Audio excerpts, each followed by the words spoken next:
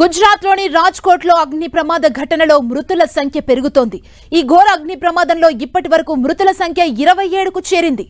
స్థానిక TRP game zone లో ఒక్కసారిగా మంటలు చెలరేగటంతో 12 మంది చిన్నారులతో సహా 27 మంది సజీవ దహనమయ్యారు. పలువురు గాయపడటంతో హాస్పిటల్ కు తరలించారు. పోలీసులు, అగ్నిమాపక సిబ్బంది సహాయక చర్యలు చేపట్టారు. మృతుల సంఖ్య పెరిగే అవకాశం ఉంది.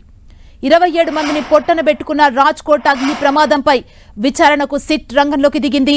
ప్రభుత్వం సిట్ ఏర్పాటు చేసిన వెంటనే ఆ బృందం ఘటనా స్థలానికి వెళ్లింది.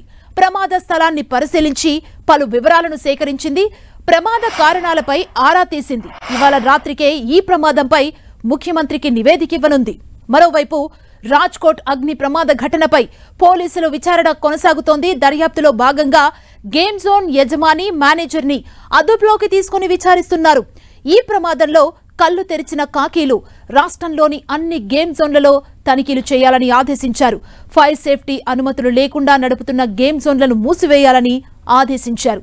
అగ్ని ప్రమాద బాధిత కుటుంబాలకు పరిహారం ప్రకటించారు.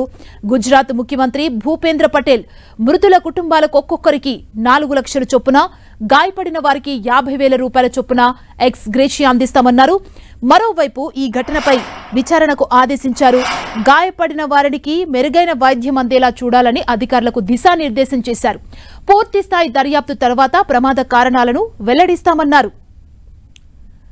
గుజరాత్ హోంమంత్రి హర్ష్ సింఘ్వి సైతం రాజ్కోట్ అగ్ని ప్రమాద స్థలాన్ని పరిశీలించారు.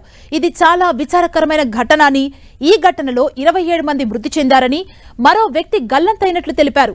అతడి ఆచూకీ కోసం ప్రయత్నిస్తున్నట్లు చెప్పారు. ఇందుకోసం ప్రత్యేక బృందాలను ఏర్పాటు చేశామన్నారు.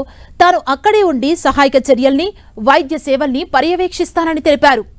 రాజ్కోట్ అగ్ని ప్రమాద ఘటనపై ప్రధాని మోదీ దిగ్భ్రాంతి వ్యక్తం చేశారు.